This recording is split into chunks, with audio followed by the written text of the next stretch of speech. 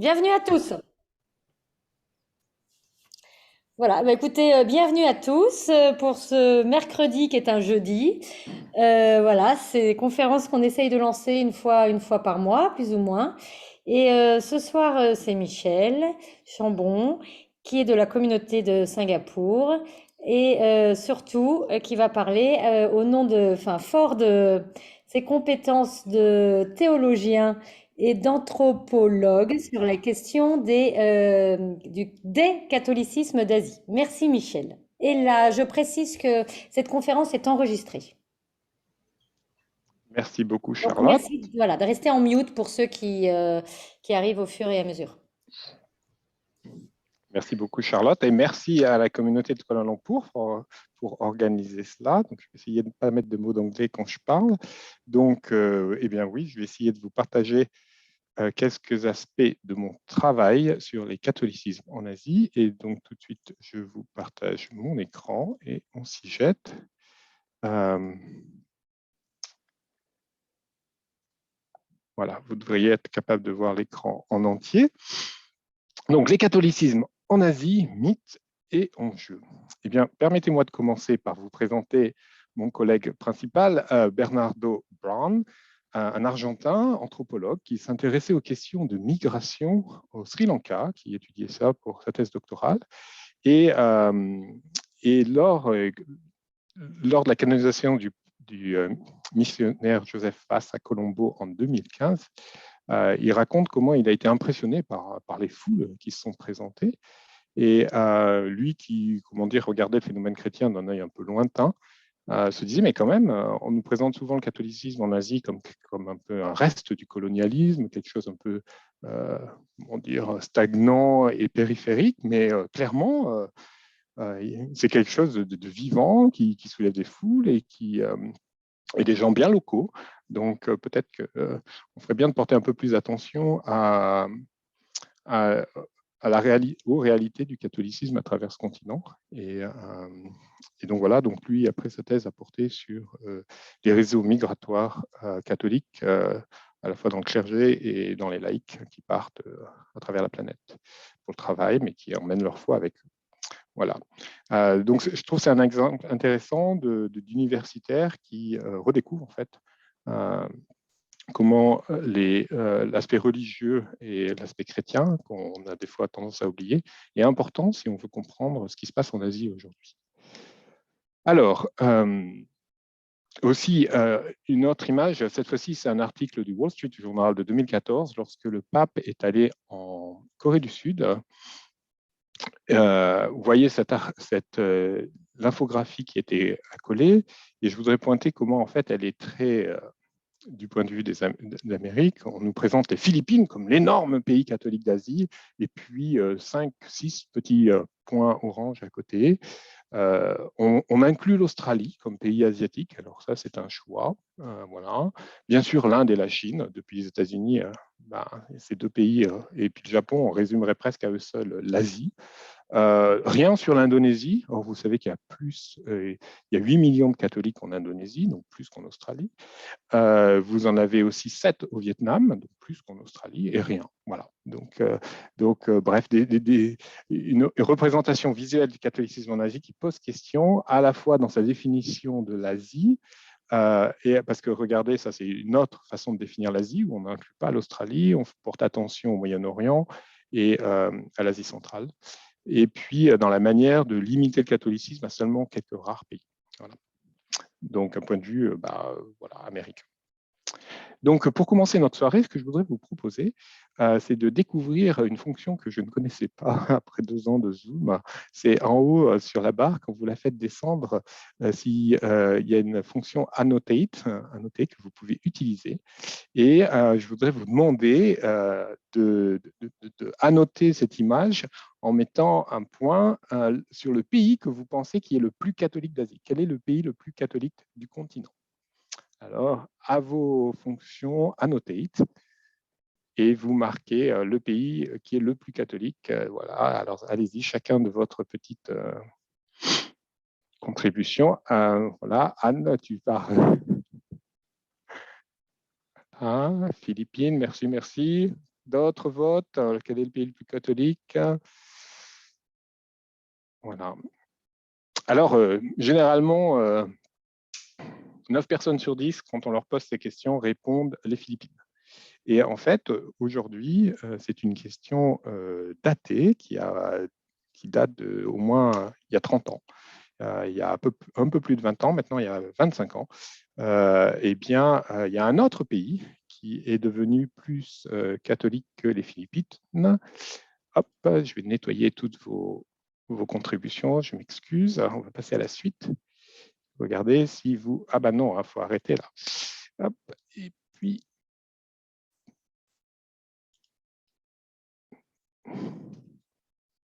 Ah ben alors, ça m'a arrêté ma fonction. Je suis désolé.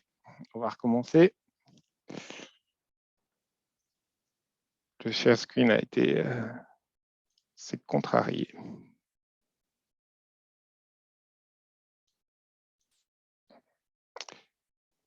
Voilà, donc si vous regardez la carte, en fait, cette carte qui vous donne le nombre de catholiques par pays et le pourcentage, vous réalisez que le pays qui a le plus fort taux de catholiques, ce n'est pas les Philippines. Cette carte est même très généreuse. Aujourd'hui, on considère que le pourcentage des catholiques aux Philippines, c'est plutôt 85%, non pas 93%. C'est en fait le Timor-Est qui est à 97%. Donc ce petit pays qu'on a tendance à oublier a pris son indépendance de l'Indonésie en 99. C'était un pays qui était une colonie portugaise jusqu'en 1975. Quand le Portugal est parti, l'Indonésie a immédiatement envahi le pays et a imposé comment dire, une loi martiale assez brutale en l'espace de 25 ans de colonisation indonésienne. Quasiment un quart de la population est morte de famine et de violence. Mais quand le Portugal est parti, un peu plus de 10%, entre 10 et 20% de la population était catholique seulement. Mais quand l'Indonésie a fini par être mis dehors, et que l'occupation s'est terminée, le pays était à 97% catholique.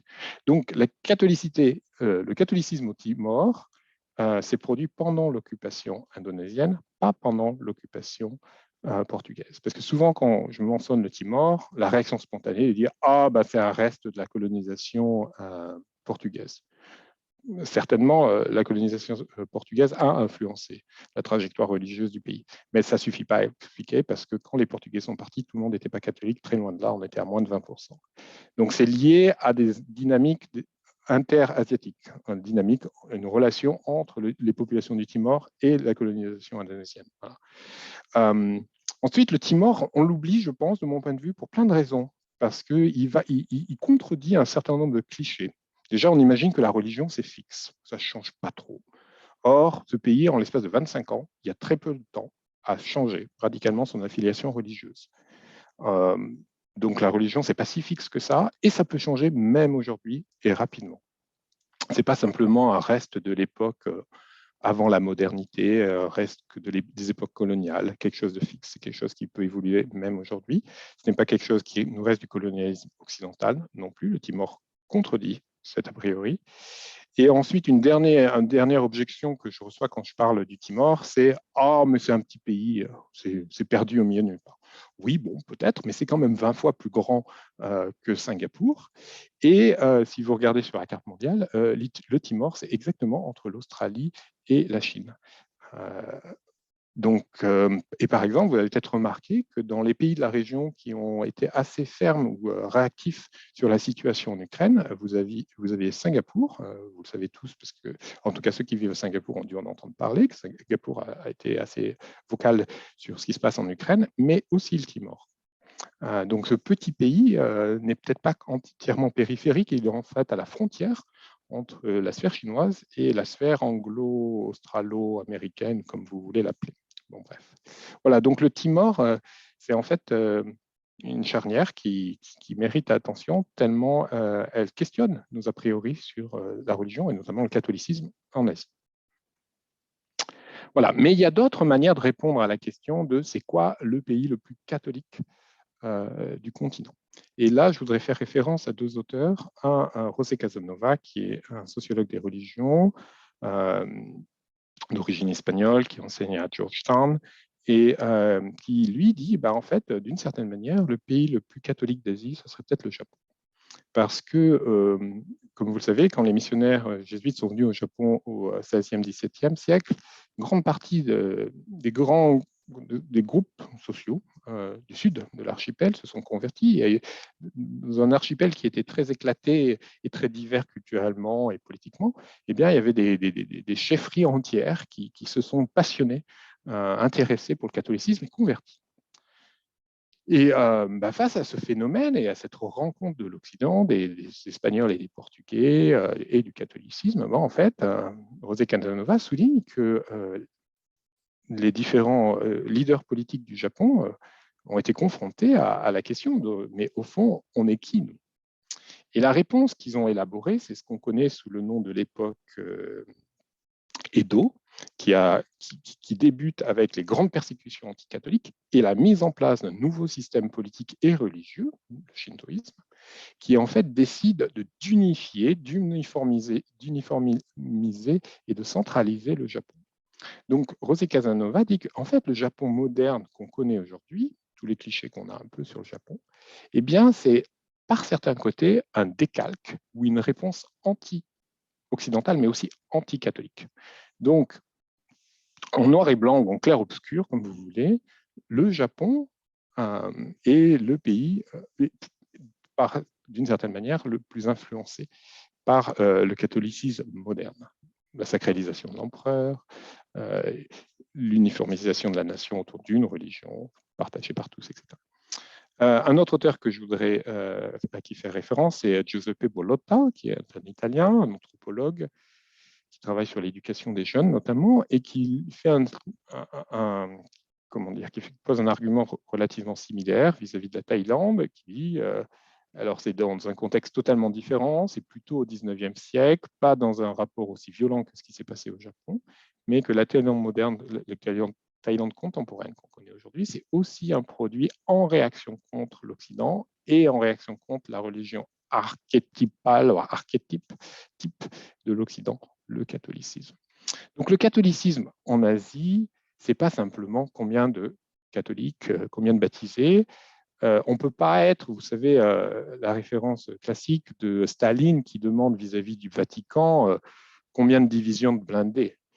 Donc quand on demande le catholicisme en Asie, ce n'est pas simplement combien de catholiques. L'influence du catholicisme à travers le continent, c'est beaucoup plus qu'une question de quantité et de nombre, de pourcentage. Et c'est pour ça que quand on parle du pays le plus catholique du continent, ça vaut le coup de s'expliquer sur qu'est-ce qu'on entend par catholicisme. Est-ce que c'est simplement un nombre de croyants ou est-ce que c'est des structures mentales, des structures sociales et religieuses qui sont dupliquées et influencées? Et aujourd'hui, par exemple, ce qu'on voit avec l'hindouisme en Inde, qui devient très militant, cette mise en place, ce reformatage d'une religion qui devient un étendard national, là aussi, on peut y voir une réponse à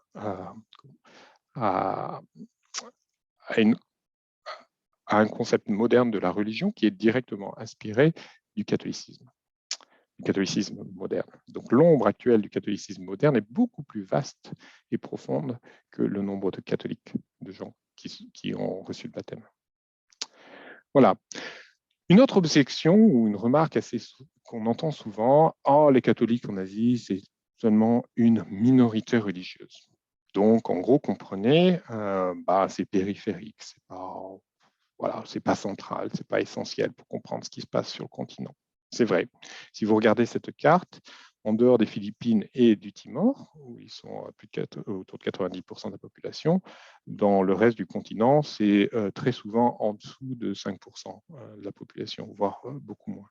Donc oui, en termes de pourcentage, les catholiques, c'est une minorité religieuse.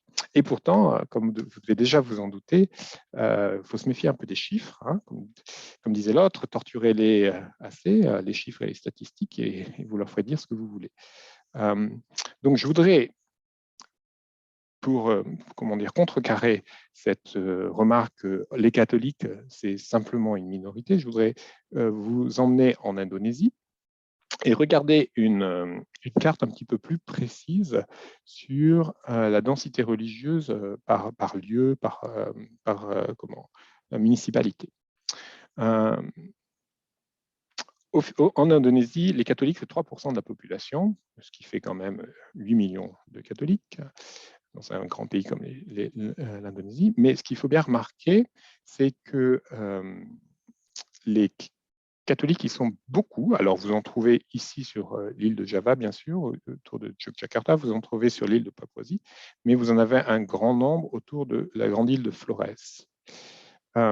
Donc, en fait, ils ne sont pas 3% sur l'ensemble du territoire, ils sont la majorité, la très très forte majorité sur cette île. Voilà. Dit autrement, il y a un risque pour l'Indonésie d'implosion ou de sécession. Les catholiques pourraient dire, nous, on va faire comme ça s'est passé au Timor, ça suffit, on fait bande à part. Or, comme je vous l'ai dit un petit peu plus tôt déjà, l'Indonésie, c'est le grand pays qui se situe entre la Chine et l'Australie, entre la sphère d'influence chinoise et la sphère anglo-américano, comme vous voulez. Donc, comment dire, que l'Indonésie reste un grand pays qui se tient entre ces deux puissances, c'est peut-être dans l'intérêt de tout le monde, de ne pas laisser l'Indonésie imploser en une multitude de petits États, qui pourraient être des États satellites, des superpuissants. Voilà. Donc, que le clergé catholique en Indonésie joue le jeu de l'unité nationale, c'est important, ou en tout cas, ça a des conséquences pour tout le monde. Et donc, voilà, il faut bien sous-peser que les catholiques, comme les chrétiens en général, en Indonésie, ouais, certes, c'est une minorité, mais ce n'est pas une minorité sans levier ou sans poids, sans influence. Ils contrôlent des zones territoriales et on a déjà vu avec les Timors, donc il y a 24 ans maintenant, 23 à 24 ans, qu'il y a des parties du territoire qui pourraient faire sécession. Or, aujourd'hui, l'Église catholique ne pousse pas du tout l'île de Flores à faire sécession. Par contre, la question est beaucoup moins certaine en Papouasie aujourd'hui. Voilà. Donc, ça, c'est un exemple sur. C'est pas parce que les catholiques sont minoritaires qu'ils sont périphériques et sans importance. En fait, on a ce cas-là en Indonésie, où il y a des régions, une île en particulier, où les catholiques sont majoritaires et font un peu la loi. Mais on retrouve ça aussi dans le nord de l'Inde et dans d'autres parties du continent, où en fait, une soi-disant minorité religieuse n'est pas minoritaire à l'échelle de façon homogène sur l'ensemble du pays, mais elle contrôle des lieux. Donc, pour l'unité nationale, la continuité territoriale, ces groupes religieux comptent. Un autre exemple, les Amis, c'est un groupe ethnique de Taïwan qui représente aujourd'hui à peu près 200 millions de personnes, donc c'est peu, c'est vraiment un petit groupe, 37% de l'ensemble des aborigènes. Taïwan, si je me souviens, c'est 22 millions, 23 millions d'habitants, donc vous voyez, c'est très peu. Et parmi les Amis, une grande partie, on n'a pas de statistiques claires, mais il semblerait que 2 tiers d'entre eux sont catholiques, 1 tiers est presbytérien, le reste sont presbytériens. Et alors, comme phénomène intéressant, c'est que ces populations Amis se sont converties au christianisme après la Deuxième Guerre mondiale.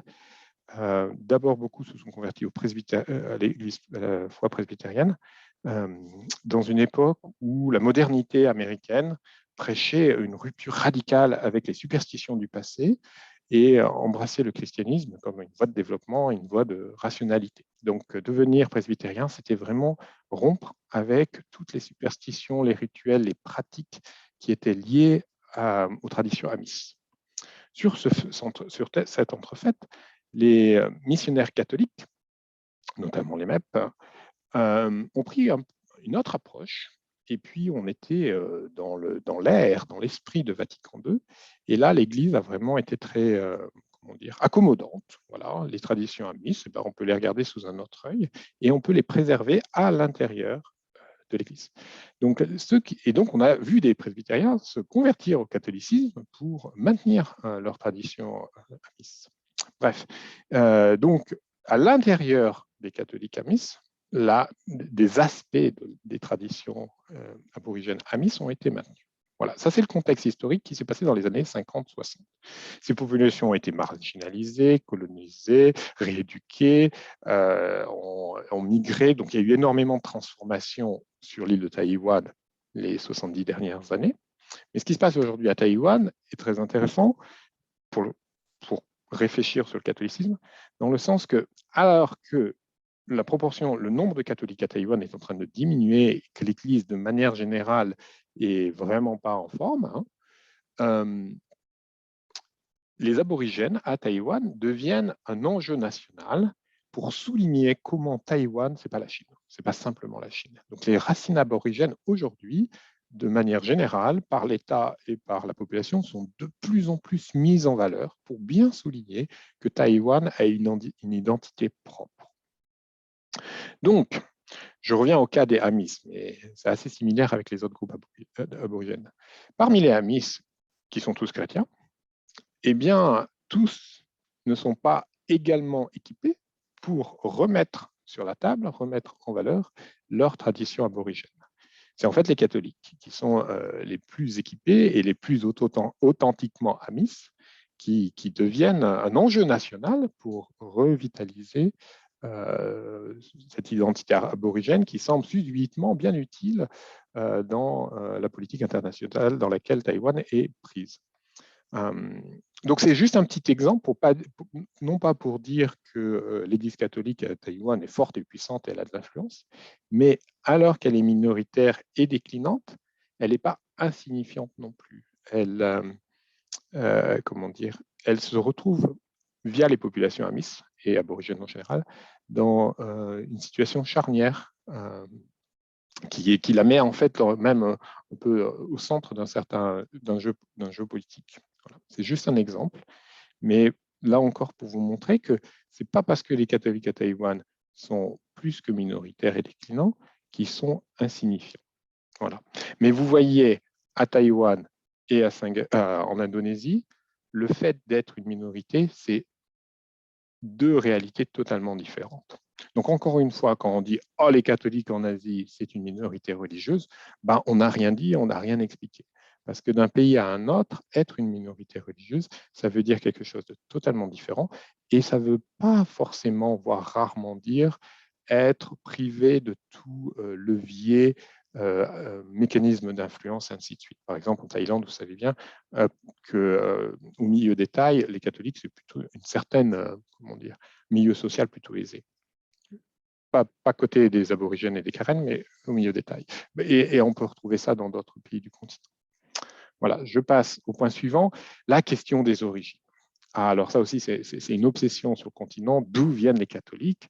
Et vous aurez tous reconnu cette image, j'espère. Je ne vais pas oser refaire un sondage, mais bien entendu que vous reconnaissez le très fameux apôtre de l'Asie, Saint François Xavier, qui a fait, au cours de la seconde moitié du XVIe siècle, 10 ans de voyage à travers l'Asie, jusqu'au Japon, et donc il a vraiment initié l'insertion du catholicisme. Donc on le célèbre souvent comme l'homme qui a porté le catholicisme à travers le continent. Alors c'est pas faux, mais c'est très problématique et c'est ce que je voudrais souligner dans cette cette hantise ou cette obsession des origines du catholicisme en Asie. Voilà. D'abord, cette carte qui nous rappelle que l'apôtre saint Thomas est venu en Inde jusqu'au golfe du Bengale dès les années 50-70. Donc, le christianisme a été apporté en Asie bien avant François Xavier, bien avant les missionnaires occidentaux. L'évangélisation, les interactions, les liens avec l'Église syriaque ont continué après saint Thomas. Puis les églises nestoriennes, on a des preuves à Xi'an, qui était la capitale d'alors en Chine au 7e siècle, et puis encore un franciscain qui vient au 13e siècle jusqu'à la cour de Pékin et qui construit une église et s'y établit et vit plus de 10 ans. Donc, on a eu bien des vagues d'insertion du christianisme en Asie, et même un franciscain du XIIIe siècle, c'est déjà un bon catholique, si j'ose dire. Alors, sur cette question des origines, il y a une sorte de comment dire, de fièvre ou de tendance générale en Asie de célébrer les grands anniversaires. Je vais revenir après ça sur le cas de Singapour, où on vient juste de célébrer les 200 ans de l'établissement du catholicisme à Singapour. Mais l'année dernière, on a aussi eu les 200 ans des célébrations en Corée. Il y a un peu plus de 15 ans, on a fait les 150 ans, fêté les 150 ans de l'Église à Taïwan. Et l'année dernière, ou il y a 2 ans, non, il y a l'année dernière, on a célébré les 500 ans du catholicisme aux Philippines. Donc c'est vraiment une mode générale de célébrer les grands. Et je voudrais souligner l'aspect problématique de ces grandes célébrations. Alors aux Philippines, on a décidé que l'événement fondateur de l'Église, c'était la conversion d'un souverain local avec ses sujets, voilà, qui se sont fait baptiser. Voilà, c'est intéressant. À Taïwan, ce qu'on a considéré comme le moment fondateur de l'Église, c'est l'arrivée des missionnaires espagnols. En fait, le retour, parce qu'il y avait déjà eu une première travail d'évangélisation dans la région plusieurs siècles plus tôt par aussi des missionnaires espagnols. Et puis en Corée, alors, chose différente, on a décidé de prendre comme date fondateur la date de naissance, la naissance d'un jeune homme qui plus tard deviendra prêtre catholique et qui sera exécuté et qui est aujourd'hui un héros national pour les catholiques coréens, André Kim. Je vous recommande le podcast en français de mon confrère Pierre-Emmanuel Roux sur le sujet, qui montre très bien comment, en fait, André Kim, c'est un personnage avec plein d'ambiguïté, parce que c'était aussi un espion. Donc, il a été exécuté, oui, parce qu'il était catholique, mais probablement pas qu'à cause de ça. Mais bon, ça, en Corée, c'est délicat d'en parler, en fait. Dans tous les cas, vous voyez, dans ces 3 cas, on mobilise l'ensemble de l'Église, ses moyens de communication, ses ressources, pour célébrer bien souvent l'action du clergé, en fait.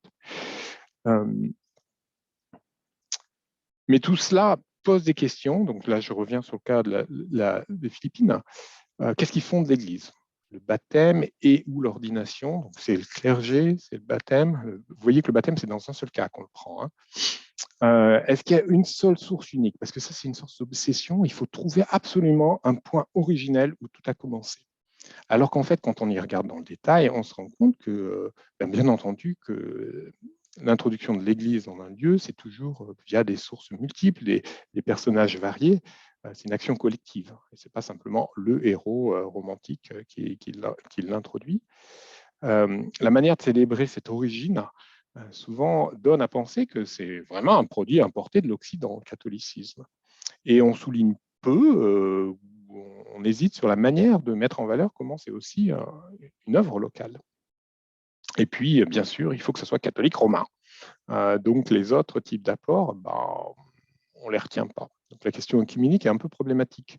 On se demande des fois dans quelle mesure l'héritage du Concile Vatican II est pris en compte dans cette manière de réfléchir sur l'origine du catholicisme en Asie. Et puis, il y a le problème derrière aussi, c'est un sens catholique de l'histoire où on célèbre à grand renfort de communication et de cérémonie un événement clé du passé qui semble fondateur pour tout expliquer.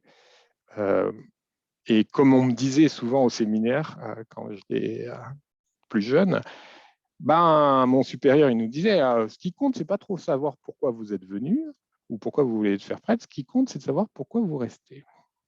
Et j'aurais envie de dire aux catholiques d'Asie, c'est un peu pareil. Ce qui compte, c'est pas trop de savoir comment l'Église a été introduite, c'est pourquoi vous cultivez la foi aujourd'hui. Voilà. Donc, je voudrais passer maintenant à un cas qu'on a tous plus ou moins aperçu ici, pour ceux qui habitent à Singapour. C'est Catholic 200 à Singapour l'année dernière. Donc, on a célébré les 200 ans. Et ça a fait grincer dedans quand même à pas mal de gens, parce qu'en fait, l'archidiocèse a décidé de prendre pour référence la semaine qu'un missionnaire français MEP a passé, il y avait 200 ans, à Singapour. Il venait explorer la situation locale. Et il n'est jamais revenu parce qu'ensuite il a été nommé en Corée du Sud où il a été martyrisé. En Corée, pardon, à l'époque, il n'y avait pas de Corée du Sud. Et bon, bref, ceci a été pris comme le moment fondateur. Bon, il ne faut pas oublier quand même que ce missionnaire, quand il est venu à Singapour, il a trouvé 12, il semblerait, 12 catholiques. Donc ça, n'a pas semblé important d'être mis en valeur. Ces catholiques étaient de groupes aussi ethniques variés. Et dans l'histoire du catholicisme local, on a vite fait de simplifier, de mettre en valeur ce français, ce petit côté exotique, en rapport avec implicitement une ethnicité chinoise de Singapour et quid des Tamouls, des Malais ou des Eurasiens et des gens mixtes qui étaient en fait là et qui déjà comment dire, vivaient l'Église. Hein, probablement pas complètement puisqu'il n'y avait pas de présence stable du clergé, mais quand même. Donc les manières de célébrer, les moyens qu'on convoque et qu'on met en place pour faire des grands événements, quand même, sont pour le moins des raccourcis ecclésiologiques. Hein, parce que là, je fais référence aussi au Prado Ado, où il y avait tout un système, une construction qui était, comment dire, qui avait été mis en place par Rome au XVIe siècle, puis qui a été transformé rapidement, mais qui est resté dans la région pendant longtemps, le Prado Ado, qui était problématique et qu'aujourd'hui, il y a une sorte d'amnésie par rapport à ça, ou alors c'est que pour en dire que ça allait pas, que c'était mal. Or, quand même, si ça a été mis en place, si ça a été maintenu si long, c'est qu'il y avait une logique derrière et qu'il y avait des avantages. Et or, on a du mal à se le dire, et dans les célébrations qu'on crée, c'est très unilatéral. Pareil sur donc, ce que je disais tout à l'heure sur le côté ethnique, c'est en gros un Français rencontre des Chinois. Bah, à Singapour, c'était quand même beaucoup plus complexe que ça. Et puis, on peut se demander quand même à quoi ça sert d'avoir des historiens qui font d'excellents travaux de recherche.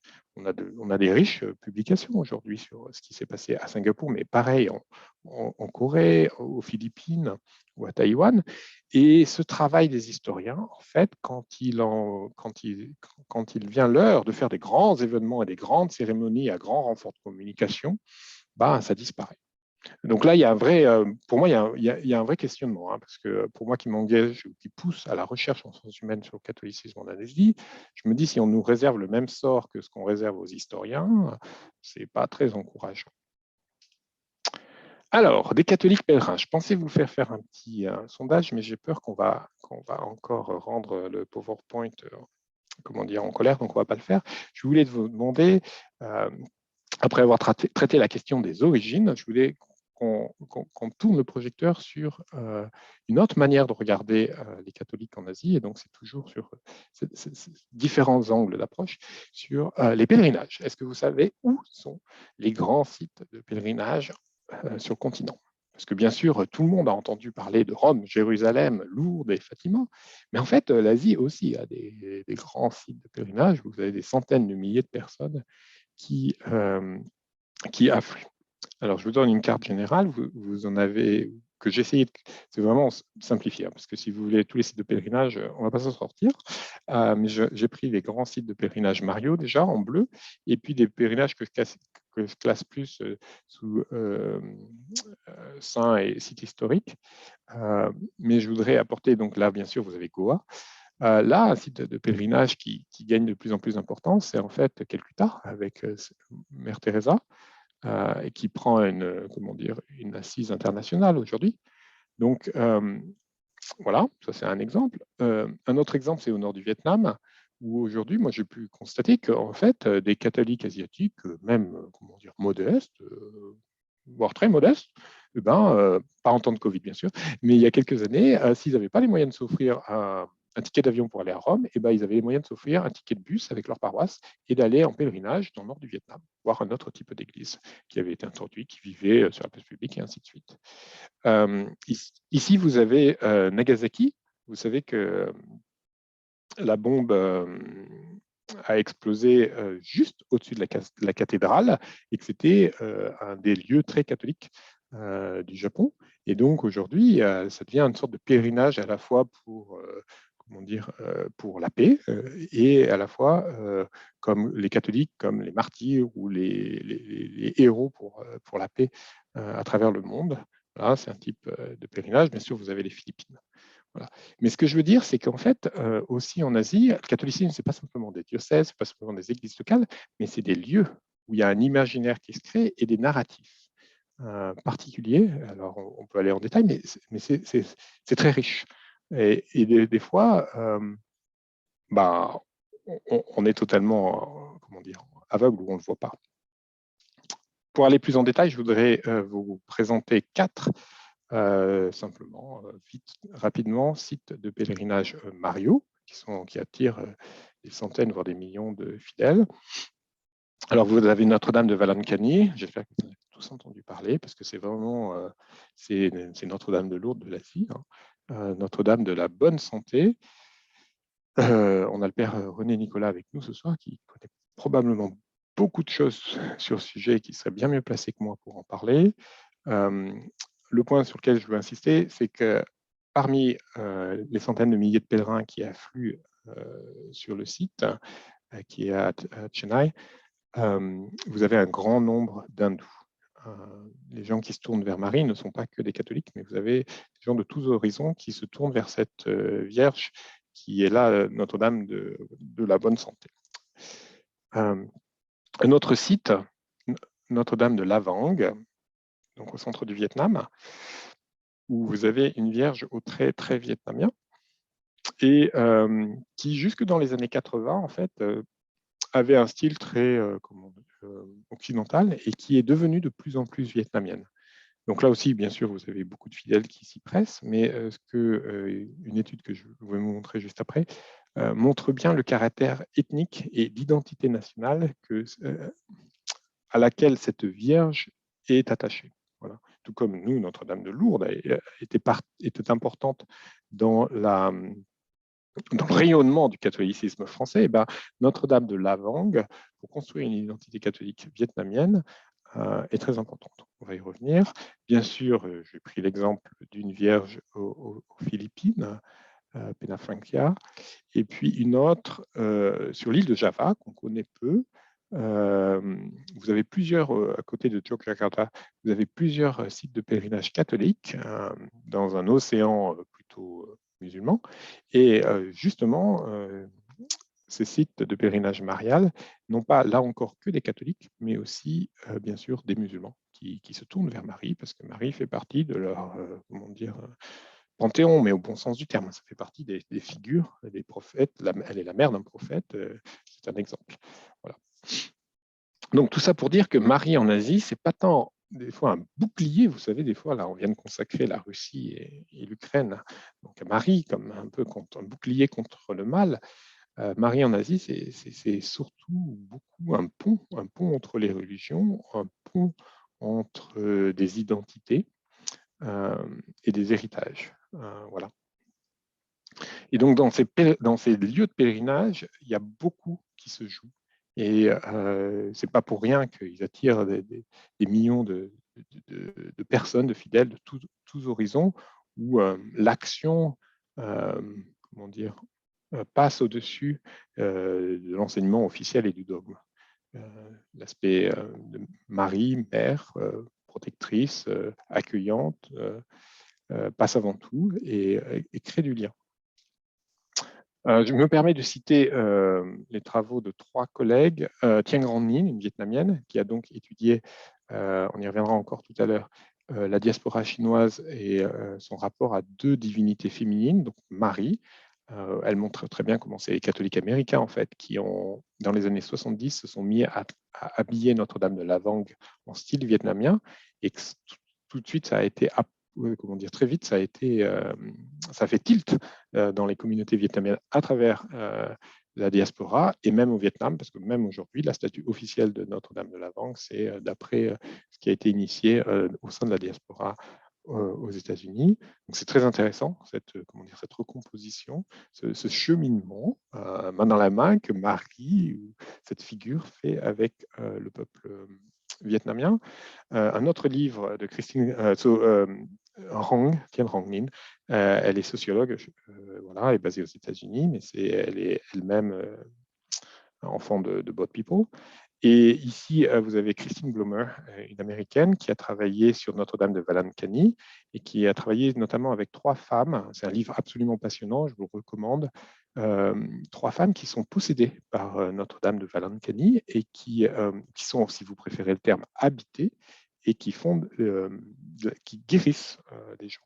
Et elle fait une étude absolument anthropologique, absolument passionnante et très délicate et respectueuse de ces phénomènes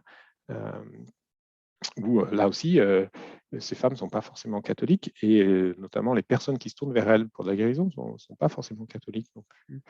Et à la fin du livre, je trouve qu'elle fait un parallèle assez intéressant où elle montre comment, quand le prêtre est habité par le Christ lors de la messe, c'est quelque chose de tout à fait légitime et valorisé dans le discours officiel de l'Église. Mais si des femmes sont habitées par la Vierge Marie pour aider des personnes en situation de maladie, ça sent un peu le soufre. Voilà. Et donc elle pose question, elle dit mais qu'est-ce qui ne va pas? Voilà. Un troisième livre que je vous recommande, c'est sur, et là c'est une anthropologue et une historienne qui travaille sur les figures de Marie aux Philippines. Là encore, passionnant. Bref, voilà, les sites de pèlerinage, vous voyez que les catholiques, c'est pas figé, c'est pas qu'une identité locale, c'est aussi des gens qui cheminent, qui créent des réseaux, qui circulent, et à travers ça, qui composent un catholicisme assez différent de ce qu'on peut imaginer spontané. Un autre point, pour encore comment dire, stimuler notre réflexion ou notre effort pour repenser le catholicisme sous des angles nouveaux en Asie, donc les ordres catholiques. Vous savez, l'Église catholique est structurée d'un côté de diocèses, d'entités territoriales qui quadrillent l'ensemble de la planète, les diocèses, et parallèlement à ça, vous avez les ordres religieux qui sont des réseaux transnationaux, transversaux, qui recouvrent des grandes parties du globe. Voilà. Donc vous avez tous entendu parler des jésuites, 15 000 membres, un des ordres les plus importants de l'Église aujourd'hui. Des franciscains, bien entendu, 12 000 membres. SVD, vous avez moins entendu parler, c'est un ordre, c'est une congrégation, c'est pas un ordre religieux. Techniquement, c'est une congrégation de prêtres missionnaires, un peu comme les MEP. Les MEP, les missionnaires français, j'imagine beaucoup ont entendu parler, 189 membres à peu près aujourd'hui. Les dominicains, bien sûr, les bénédictins, les sœurs de Saint-Paul de Chartres, donc une congrégation missionnaire de femmes. Voilà. Et puis, on peut pas, je ne peux pas faire une étude détaillée de tous les ordres religieux catholiques. Mais aujourd'hui, ce que je voulais mettre en valeur, c'est la contribution que les catholiques font dans ces ordres. Par exemple, sur les 15 000 jésuites, vous avez 4 000 Indiens et plus de 200 Vietnamiens. Et je n'ai pas vérifié pour les Philippins. Les Coréens, c'est quelques centaines seulement. Mais voilà. Ensuite, les dominicains, vous en avez, notamment aux Philippines, beaucoup. Mais ce qui est encore plus intéressant de mon point de vue, c'est que le grand maître de l'ordre dominicain, donc c'est pas rien, c'est un Philippin aujourd'hui. Donc ça dit quelque chose quand même, la transformation, parce que l'ordre des prêcheurs, les dominicains, c'est un peu une colonne vertébrale du catholicisme, tout de même. Donc pareil pour les SVD, leurs supérieurs, j'ai mis une croix quand les supérieurs sont des personnes d'origine asiatique. Voilà, ils ont. Et là, vous avez bien sûr les missionnaires de la charité, qui alors elles sont quasiment spécifiquement asiatiques, hein, les sœurs de Mère Teresa, voilà, et qui sont présentes sur toute la planète. C'est très intéressant. Et cet ordre, anciennement comment dire, très occidental, aujourd'hui est devenu quasiment très entièrement, pas tout à fait, mais très asiatique, énormément vietnamien. Les sœurs de Saint-Paul de Chartres, dont la maison supérieure est toujours à Chartres. Voilà. Par contre, ce qui est aussi intéressant de soulever dans cette présentation, cette concorde ou cette participation des Asiatiques dans les ordres religieux, il y aurait une soirée entière à faire sur ce sujet-là, et je ne veux pas me le permettre ce soir. C'est aussi de noter ici, dans les bénédictins, mais aussi un peu dans les franciscains, c'est la très petite, faible proportion d'asiatiques. Et pour les ordres proprement contemplatifs, en fait, eh bien, on en voit moins en Asie. Et donc ça aussi, en tout cas, ça dit quelque chose. Ça invite à réfléchir pourquoi les contemplatifs attirent moins. Voilà. Alors, avec ces mouvements, les pèlerinages, les ordres religieux, on voit donc comment les catholiques asiatiques, ce n'est pas simplement l'Asie, mais c'est des dynamiques transrégionales, et bien entendu, ça déborde en dehors de l'Asie.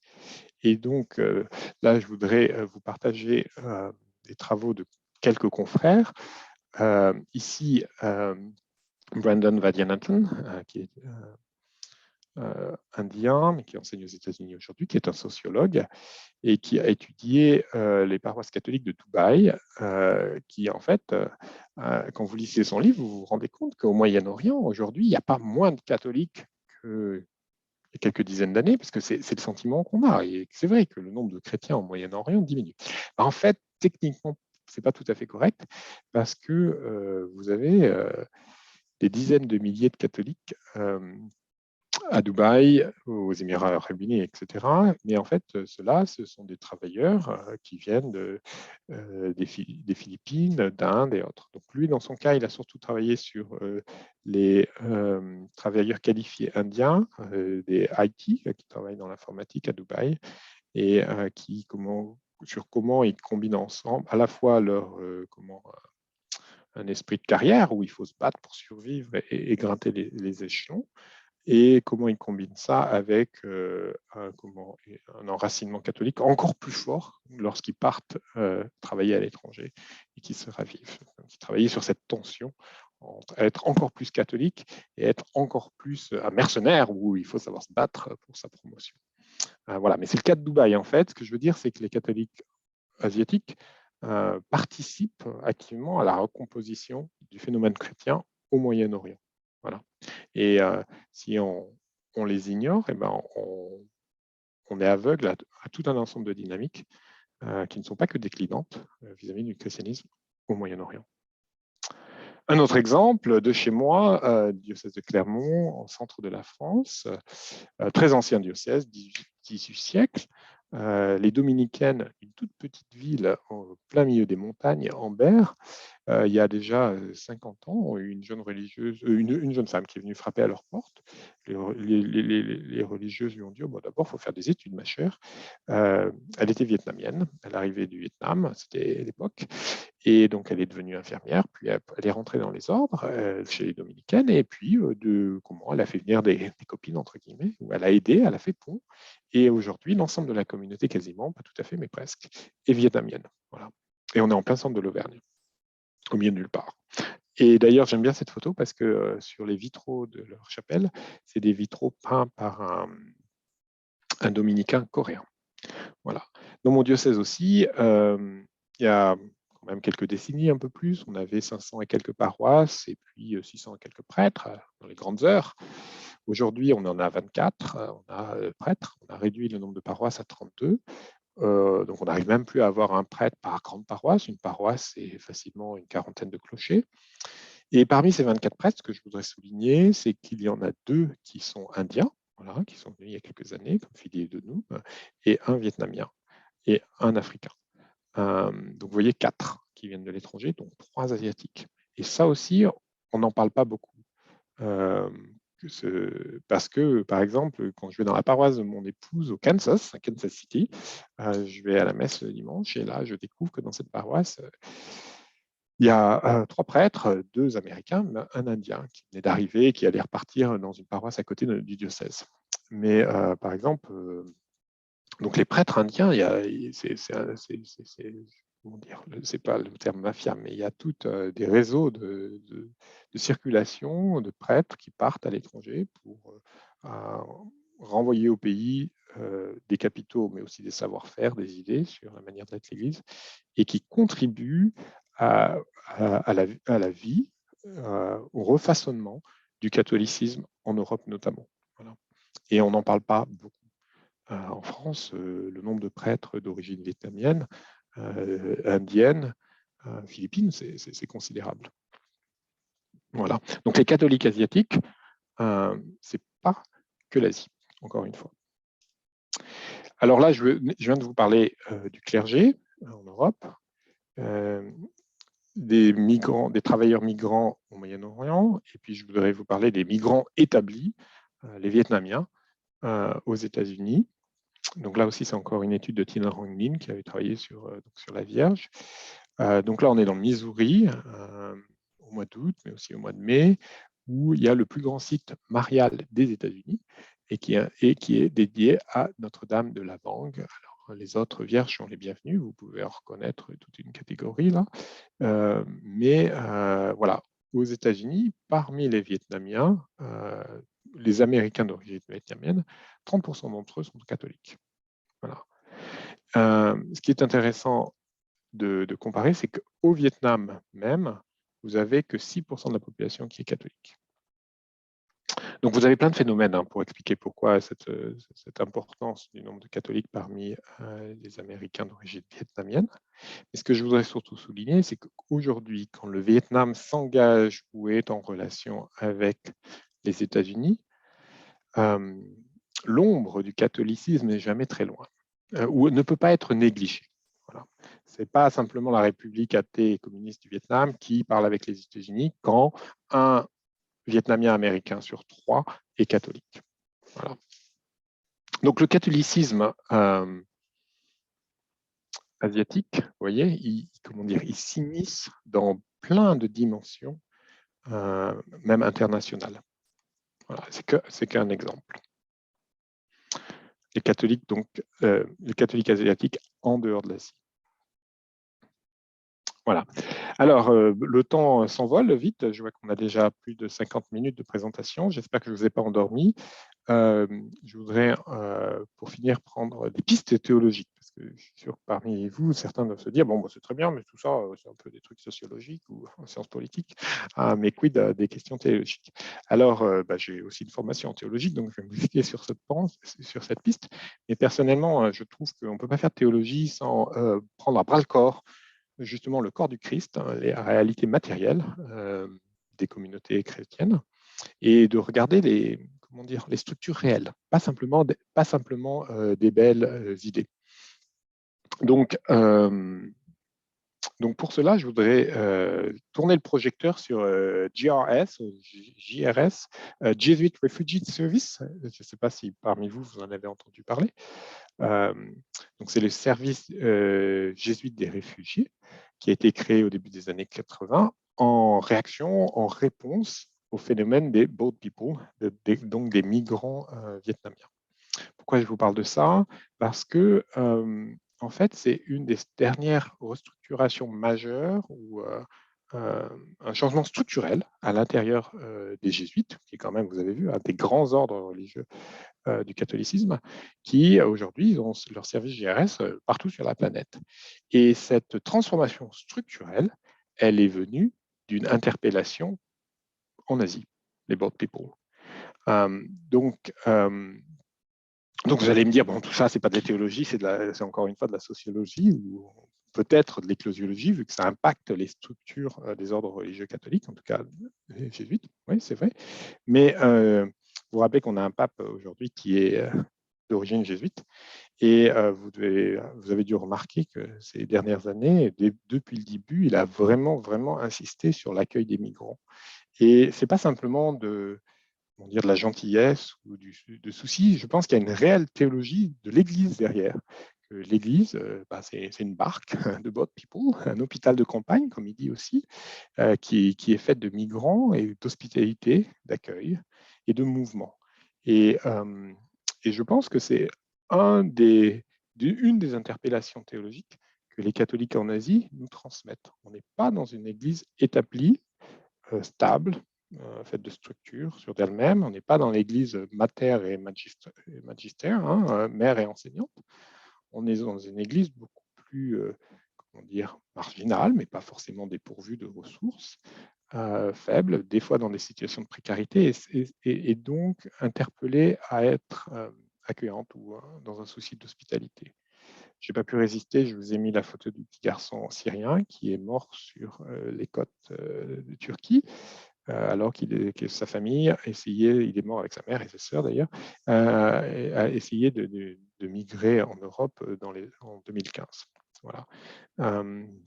Et là, j'insiste, je pense vraiment que le pape a poussé, il n'est pas le seul, à reconstruire une théologie de l'Église en partant de l'a priori qu'on est tous des migrants, qu'on est tous de passage et qu'on est...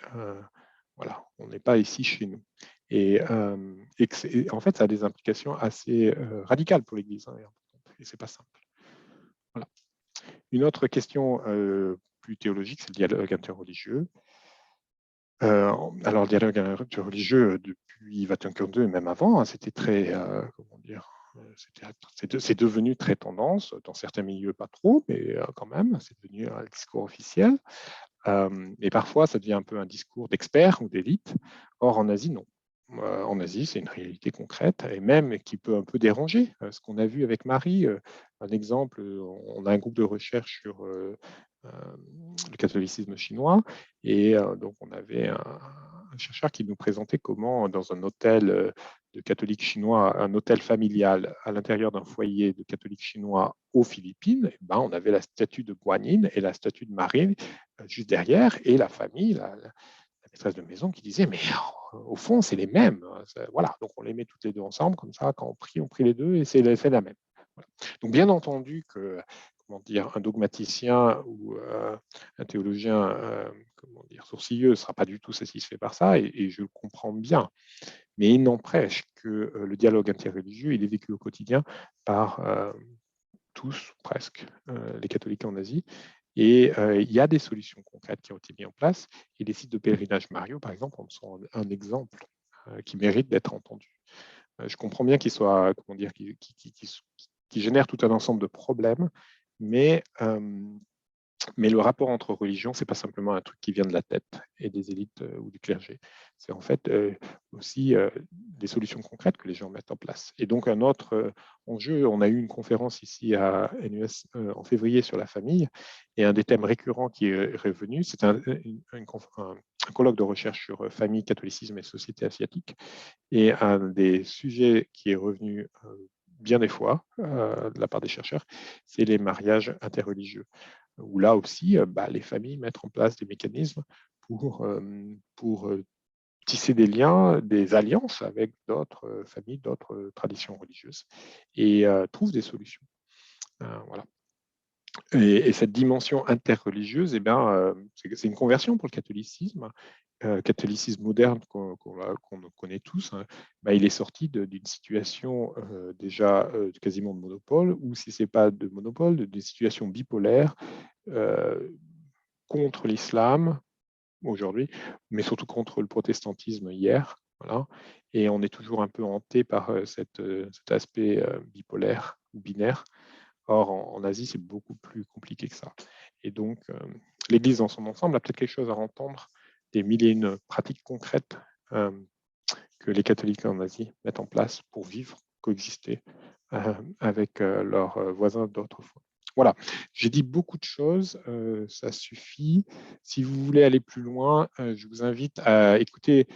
On produit des séries de podcasts via ISAC, Initiative for the Study of Asian Catholics, que je coordonne ici à l'Université nationale de Singapour.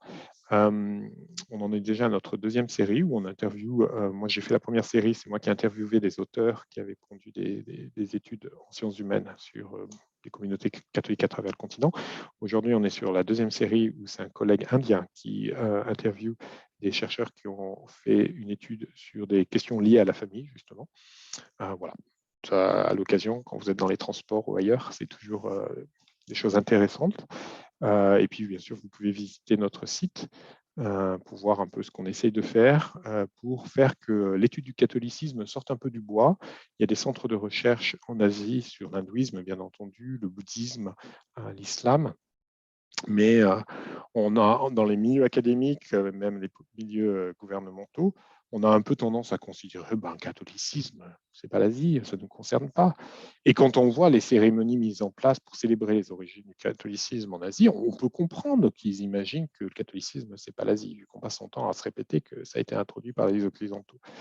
Mais bon, bref, aujourd'hui, j'ai essayé de montrer qu'en fait, étudier les catholicismes en Asie, c'est important pour comprendre l'Asie et pour comprendre l'Asie, le continent le plus grand, le plus peuplé du monde, et puis comprendre aussi le catholicisme, qui est l'institution religieuse la plus vaste du monde. Voilà. Je pense que on va arrêter là et on va maintenant ouvrir la conversation aux questions.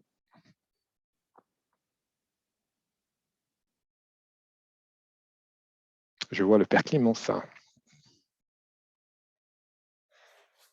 Donc, j'invite tous ceux qui veulent poser une question à se unmuter pour qu'on puisse bien les entendre.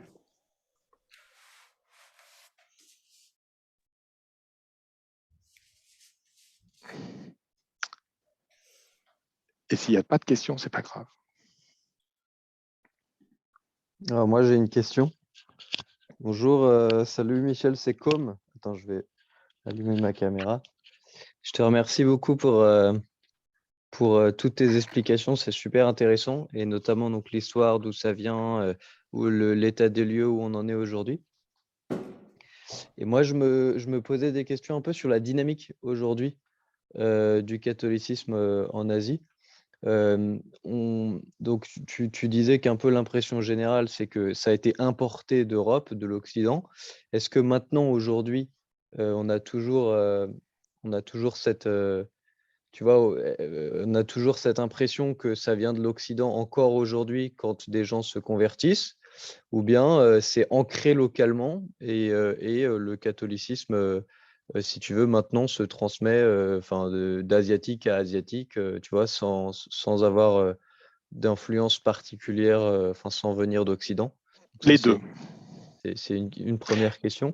Et puis juste une deuxième, qui est dans le prolongement, c'est simplement, tu vois, en Occident, donc le catholicisme est clairement déclinant. Tu le disais, en Auvergne, 24 prêtres, il y a quelques années, il y en avait 200. Est-ce que c'est pareil en Asie? Est-ce qu'on est en déclin? Et est-ce que le christianisme grimpe tandis que le catholicisme décline ou pas? OK. Catholicisme importé de l'Occident ou local, c'est les deux à la fois. Bien entendu que les populations locales se sont vivement appropriées et c'est quelque chose de local, j'essaye de montrer. À la fois, il faut être très prudent avec ce type de questions parce que d'un lieu à un autre, d'une province à une autre, vous voyez bien en Indonésie, on n'est pas dans les mêmes dynamiques. Donc c'est un peu le challenge pour Isaac, c'est quand on prend toute l'Asie, on prend beaucoup.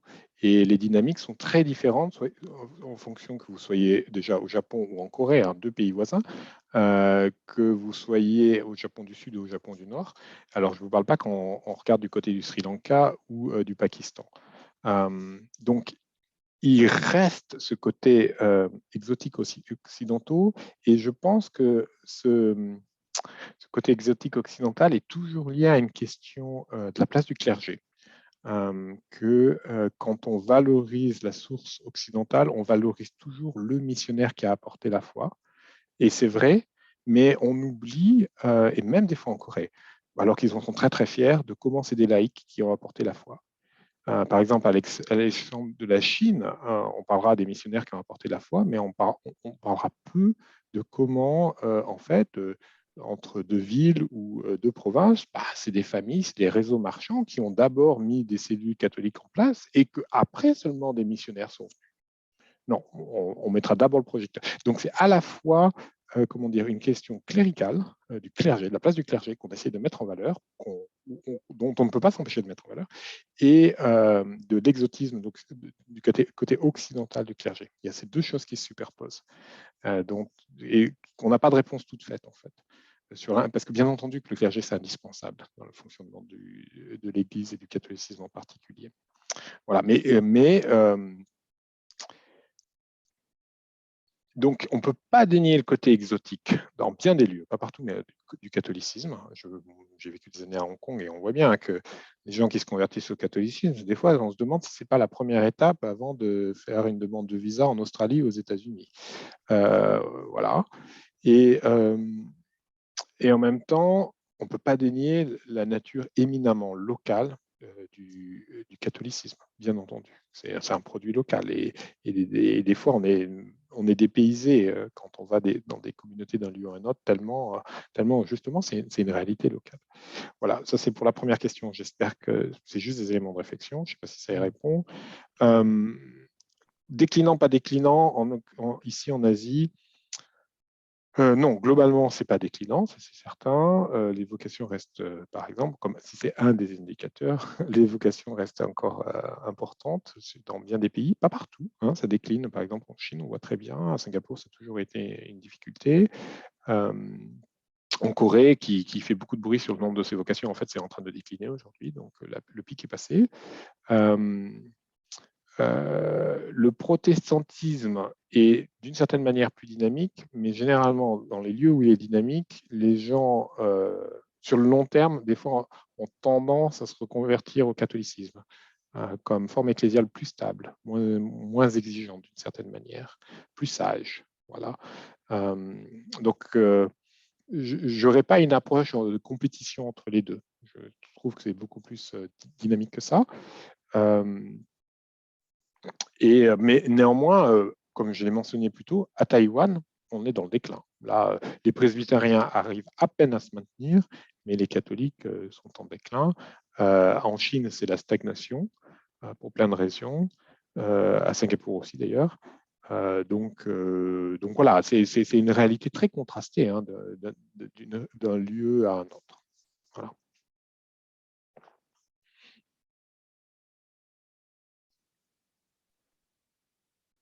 Je vois une main levée. Quoi?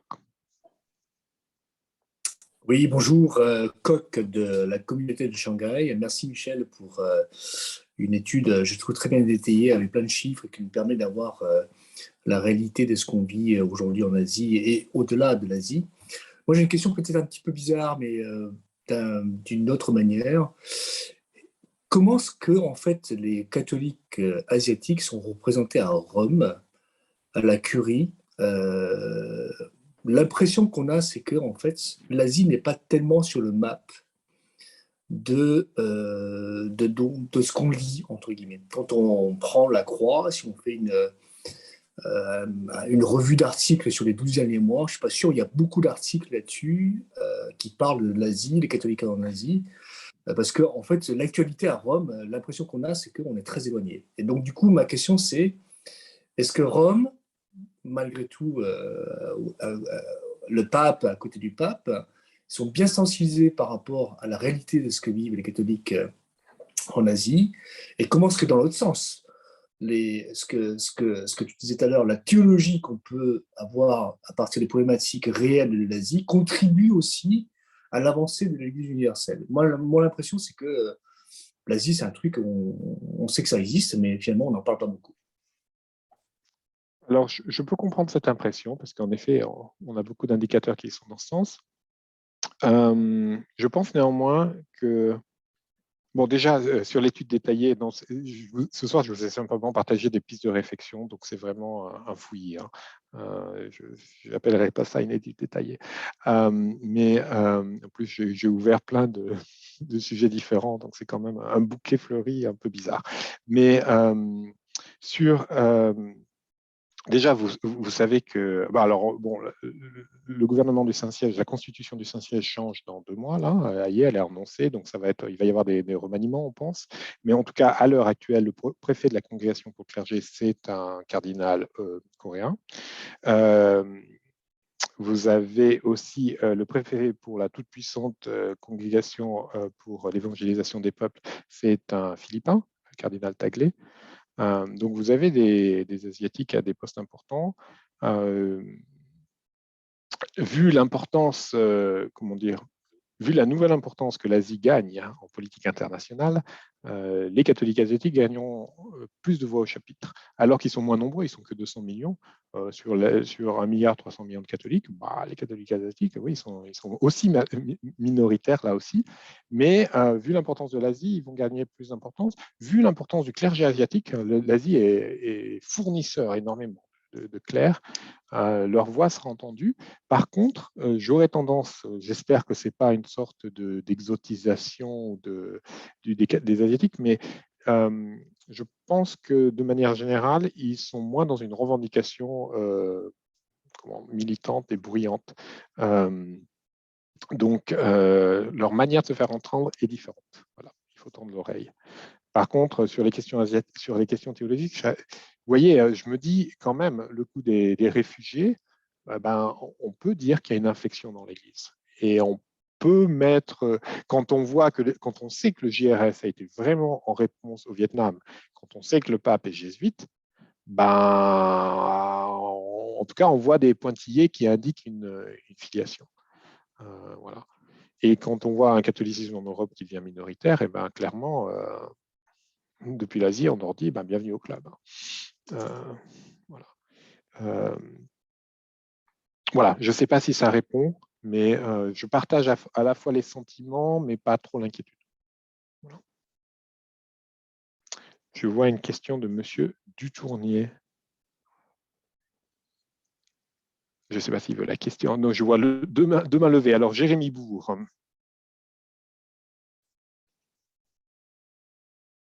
Pardon, je crois que Guillaume a posé sa question par écrit. Je ne sais pas si tu Oui, j'ai l'as. vu. Tu la vois. Je l'ai Ok. vu, mais on passera Je veux après. bien la. Ok. Alors, j'y vais en premier. Pardonne-moi si c'est une vision un peu caricaturale, mais j'ai un petit peu à l'esprit que le catholicisme, on a une grande rupture au moment du Concile Vatican II quant à la possibilité de faire local dans l'expression, enfin dans la présence des églises dans les territoires dans lesquels elle est implantée. On a en gros jusqu'avant une approche one size fits all et que depuis c'est quand même un petit peu plus facile d'engage avec les communautés à travers le monde. C'est certainement une caricature, mais en même temps j'ai aussi ces images comment dire, de représentation du Christ que tu vois un peu au Japon, à gauche et à droite, ou dans des musées où tu vois le Christ les yeux bridés et tu vois quand même qu'en fait, ils n'ont pas attendu, on n'a pas attendu 1960 pour localiser ou comment dire, donner une forme un petit peu plus, une couleur un petit peu plus euh, locale aux grandes figures de la Bible, et tu le mentionnais sur les pèlerinages mariales tout à l'heure. Est-ce que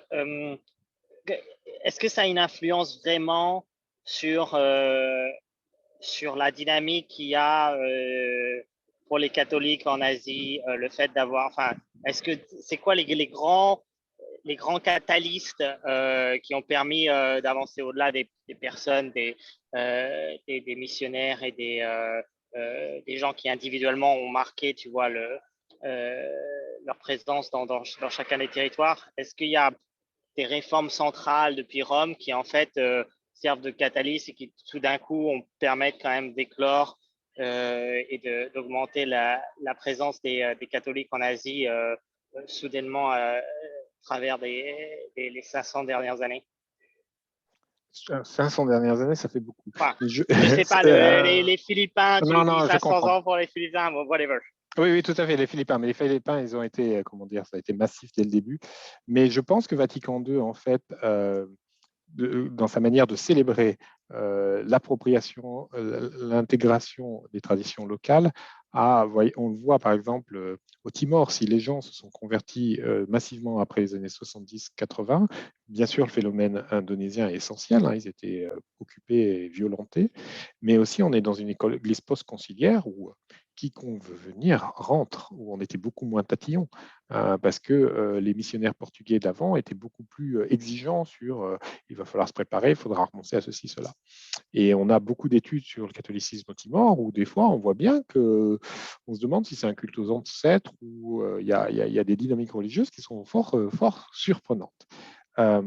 Donc, je n'utiliserai pas le mot rupture pour Vatican II, mais les ouvertures qui ont été rendues possibles par Vatican II, ouvertures qui ont toujours été là, comment dire, qui ont, dès que, par exemple, si vous étudiez la fondation des MEP, c'était toujours ce souci d'intégrer, de respecter, de valoriser les traditions locales a toujours été on dirait un questionnement profond pour les missionnaires catholiques venant en Asie. Donc, comment dire, les tendances du rouleau compresseur et de l'uniformisation n'ont pas toujours été dominantes, elles l'ont été à certaines périodes, mais je serais prudent sur ça, sur le one size fit all. Quand on y regarde dans le détail, on voit qu'en fait, chaque comment dire, tradition, qu'elle soit française ou portugaise, avait ses mécanismes d'intégration et ces manières de laisser de côté certaines choses, parce que la conversion, c'est toujours, c'est quand même un changement. Et et une réforme, et à la fois d'intégrer d'autres éléments. Après, je pense, et je n'ai pas ça, mais je pense qu'il y aurait moyen pour un sociologue de mesurer s'il y a eu des pics de croissance de l'Église catholique à travers le continent.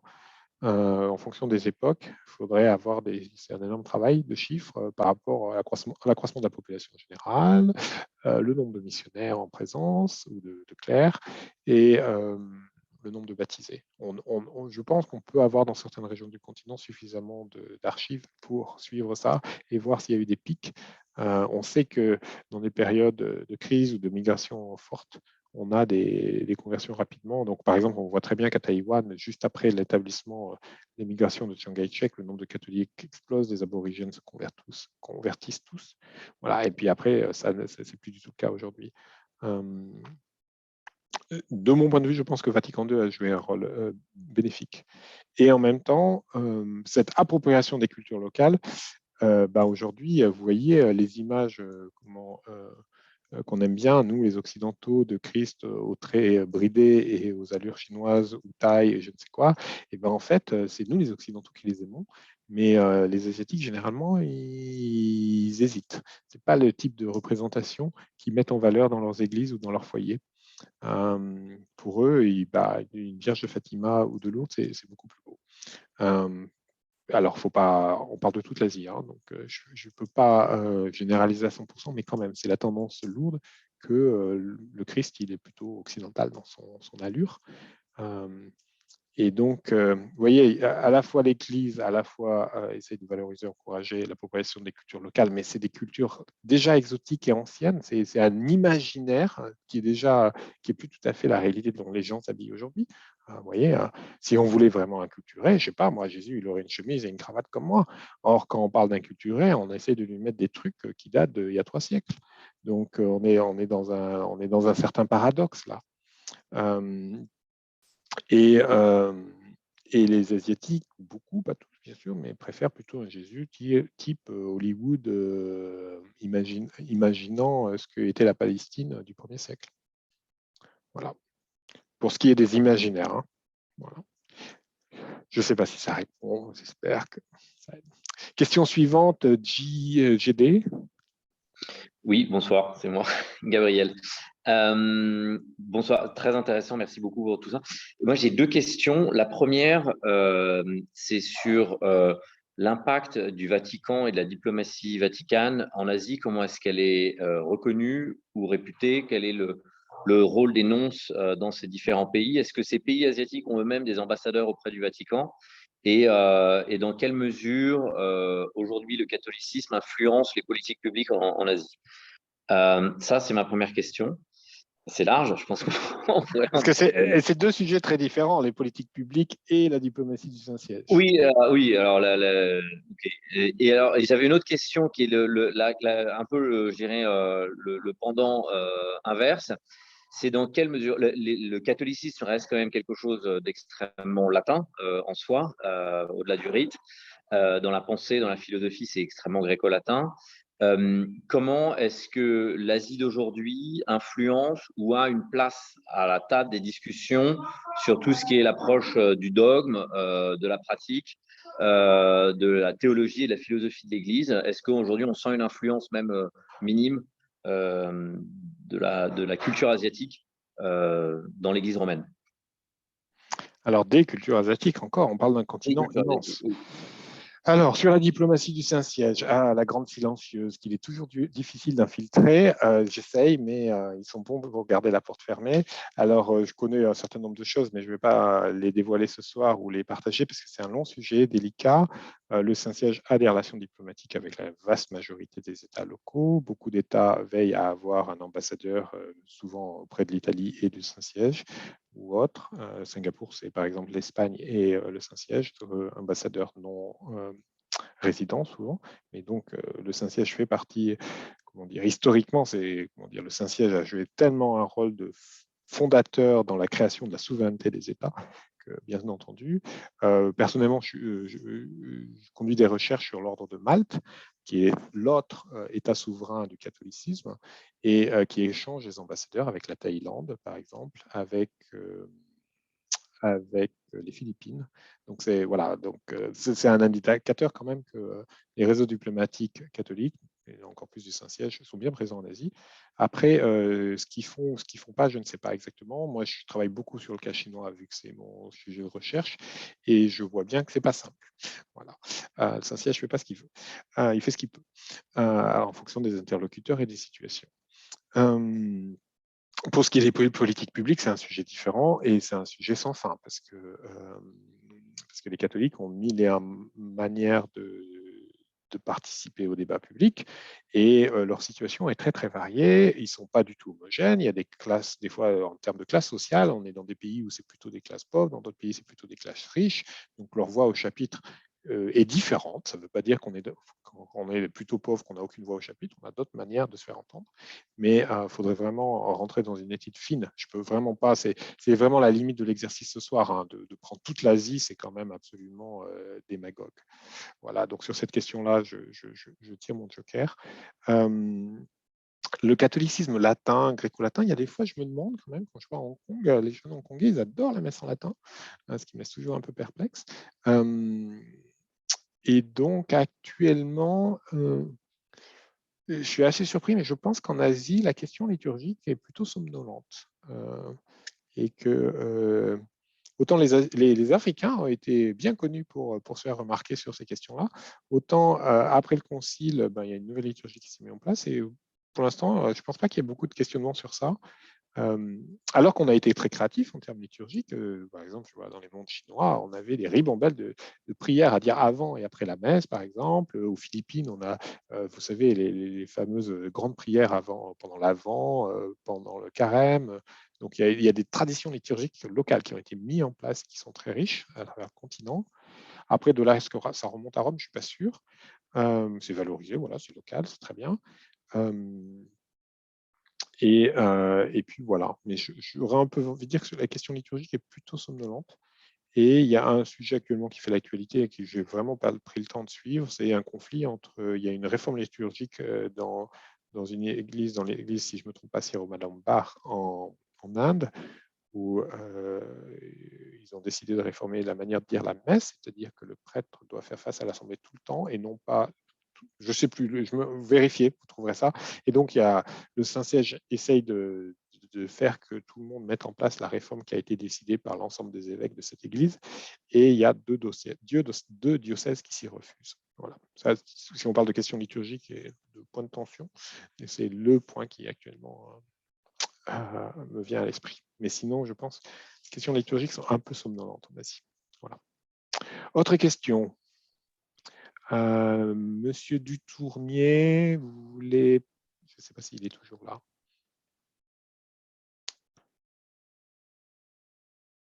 C'était sur les questions intra-chrétiennes proprement dit en Asie, donc des questions œcuméniques, parce que j'ai parlé des rapports interreligieux. Alors là aussi, encore une fois, je suis désolé, il faudrait vraiment regarder par pays. Si vous allez en Corée du Sud, où les évangéliques sous influence américaine ont été très, ont recruté énormément, très sûrs d'eux-mêmes, les rapports entre les catholiques et les protestants, surtout évangéliques, étaient exécrables, vraiment pas très bons, même si on essayait d'être poli, côté catholique, côté évangélique, c'était vraiment pas glorieux. Or, dans une situation, si vous descendez au sud un tout petit peu, vous allez à Taïwan, ou alors là, on boit tous la tasse ou on mange la grenouille, forcément, les relations sont beaucoup plus... personne ne peut jouer les gros bars. Et donc, même s'il y a une sorte de rivalité, des fois, de l'ironie, mais quand même, les relations, par exemple, entre les presbytériens et les catholiques à Taïwan sont tout à fait cordiales. On n'en est pas dans un rapport de fusion de je ne sais quoi, mais on n'est plus dans une guerre interdénominationnelle.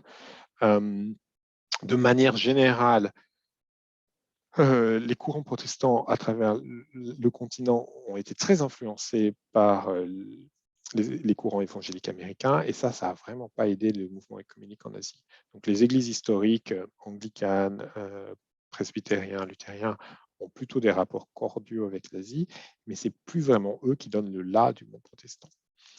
Donc, ça, c'est pour la manière générale. Après, il faut regarder par cas. Dans les lieux où l'Église est plutôt en difficulté, soit pour raisons politiques de persécution, soit en déclin pour raisons socioculturelles, les rapports sont plutôt bons, fraternel, on va dire.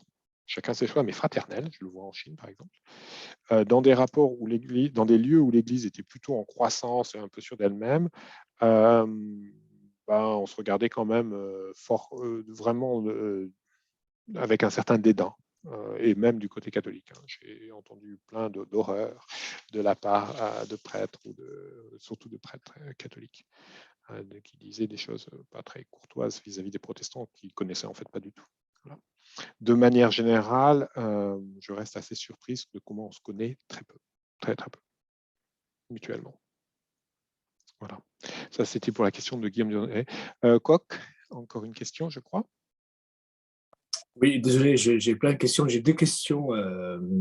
Alors, j'ai une question qui rebondit sur ce que Gabriel a dit, en fait, et plus particulièrement sur la relation entre la Chine et Taïwan. On sait qu'aujourd'hui, le Vatican a une relation diplomatique avec Taïwan. Le nom, est à Taipei. Et Il qu'il n'y y est a eu des plus, mais pourparlers c'est pas avec. grave. C'est vrai? Ah oui, d'accord. OK. Donc, il y a des pourparlers à la Chine qui fait apparemment pas unanimité. Donc, la première question, c'est quelle est l'évolution là de ça sans trahir les secrets géopolitiques? La deuxième question est un petit peu caricaturale. C'est plutôt sur l'orientation du clergé ou du peuple en général. Est-ce que le clergé en Asie, il est plutôt, entre guillemets, conservateur ou progressiste? Je m'explique. À travers un petit peu le contact que nous avons eu avec notamment le clergé en Afrique, l'impression c'est que le clergé en Afrique, il est un peu plus conservateur peut-être qu'en Europe sur certains sujets sociétaux, etc. Donc par rapport à ce type de positionnement, comment est-ce que le clergé en Asie se positionne? Est-ce qu'ils sont plus ouverts à les évolutions des sociétés ou est-ce qu'ils sont assez dogmatiques, etc. Donc voilà, ces deux questions-là. Bon, j'aime pas trop la deuxième question parce que je me méfie toujours qu'est-ce qu'on entend par conservateur et progressiste. Mais je vais essayer de jouer le jeu, de prendre la question et comment dire, d'en rester aux implicites qui viennent avec. Et s'il fallait choisir, je dirais que bien entendu, une grande partie du clergé sur le continent est plutôt conservateur. Mais après, là encore, il faut vraiment mettre sur quel type de questions sociales on parle. Pour la Chine, je trahirai aucun secret parce que je ne suis pas dans le secret des dieux. Je suis le dossier attentivement. Donc, il se trouve que les représentants du Saint-Siège à Taïwan et Hong Kong ont été rappelés récemment. Donc, les postes sont libres. Non, mais ils arrivaient à terme, tous les deux. Donc, on observe et on sait qu'en septembre, l'accord entre le Saint-Siège et Pékin doit être renouvelé. Les États-Unis ont fait savoir très fortement qu'ils n'étaient pas du tout contents que le Saint-Siège ose parler et tendre la main à Pékin, le Saint-Siège qui est soi-disant assigné à être un exemple de moralité et voilà. Ne devrait pas parler à cet impie. Le Saint-Siège a fait savoir, notamment, vous avez dû suivre il y a 2 ans, c'était tordant de rire, Mike Pompeo arrivant avec tambour et trompette et le pape refusant de le recevoir. Voilà. Donc, le Saint-Siège a fait savoir que ce n'était pas leur business et qu'ils n'allaient pas lâcher le morceau. Mais néanmoins, on essaye d'encourager Pékin à faire un petit effort parce que ça fait 4 ans que l'accord est mis en place et on n'est pas tout à fait certain des bénéfices qu'on en retire, que les catholiques chinois en retirent. Il est clair que le Saint-Siège aimerait continuer, mais du moment que Pékin peut montrer que déjà, il y a déjà quand même plus d'évêques qui ont été choisis parce qu'il y a beaucoup de postes vacants et ça complexifie énormément le fonctionnement de la Chine.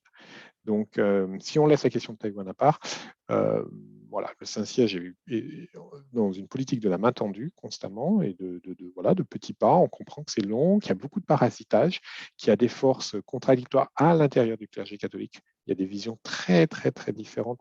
Et parmi mes confrères, je suis ami avec des gens responsables et je suis sidéré des sentiments anti-Pékin qu'il peut y avoir dans des hauts gradés de l'Église parfois, et alors qu'ils n'ont pas posé les pieds en Chine. Donc, je suis assez impressionné que le pape continue et que l'équipe rapprochée et que la politique qui a été mise en place depuis le début de son pontificat se maintient. Et on va voir quand même si l'accord est renouvelé. Ça serait quand même ça serait un gros coup s'il n'était pas renouvelé, mais je pense que le pape a déjà donné des indicateurs de dire que ce n'était pas acquis d'avance et qu'on apprécierait fortement si Pékin pouvait faire quelques efforts.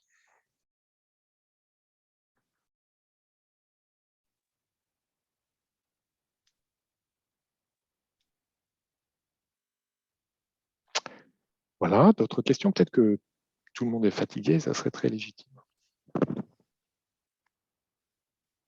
Ouais, Michel, je me permets de reprendre la parole pour une autre question. Est-ce qu'il y a des rites catholiques d'Asie particuliers, un peu comme, tu sais, il Oui, bien peut y sûr. avoir dans les Le rites catholiques orientaux notamment, où ils sont rattachés au pape, mais enfin, ils sont rattachés à Rome, mais Oui. avec des rites particuliers. Est-ce que c'est le cas aussi en Asie? Oui, en Inde, on en a plusieurs. Donc le Syro-Malankar, Syro-Malankar que j'évoquais tout à l'heure, donc ces églises fondées par saint Thomas, historiquement, ça c'est le récit, voilà, ont été rattachées, se sont unifiées à Rome. Elles se sont latinisées aussi, mais aujourd'hui, donc, bon, bref, il y a des efforts, des réflexions sur leur identité liturgique, et donc on a des traditions proprement asiatiques, oui, indiennes en fait. Et dans le reste, donc Asie, Non, plutôt dans le reste sud-est asiatique, non, Asie le et tout? reste du Non, continent, c'est l'Église latine. c'est latin. D'accord. Ok. Mais ça ne les empêche pas d'être créatifs, hein. Comment dire, pour créer de la diversité, hein. On est assez forts, les catholiques. Merci.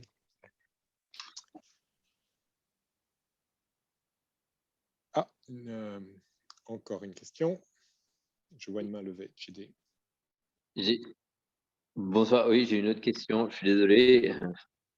Plein de sujets passionnants. Mais voilà, catholique en Asie, parce qu'on a parlé des congrégations, des gens qui sont enregistrés volontairement en tant que membres de ces congrégations.